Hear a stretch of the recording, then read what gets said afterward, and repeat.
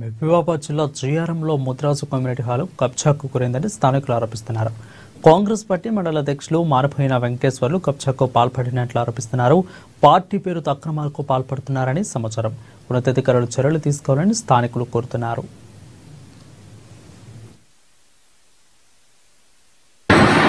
నా పేరు గోల్లయ్య కన్నా ముదిరాజు. మాది జయారం ముదిరాజ్ సంఘం. విషయం ఏమిటంటే గత ప్రభుత్వం ఒక 7 సంవత్సరాల క్రితం ఒక ముదిరాజ్ కమిటీ హాల్ని మా యొక్క సంఘానికి శాంక్షన్ చేసింది. ఒక 10 లక్షల బిల్లుతోటి శాంక్షన్ చేసింది.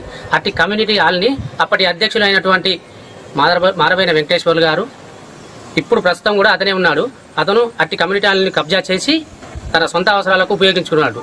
అట్టి కమ్యూనిటీ హాల్పై ప్రభుత్వం ఎమ్మటే స్పందించి, అధికారులు కూడా స్పందించి చర్య తీసుకొని అతనిపైన చట్టపరమైన చర్య తీసుకొని ఎమ్మటే అట్టి కమ్యూనిటీ హాల్ని మా యొక్క సంఘానికి అప్పచెప్పవలసిందిగా కోరుతున్నాం.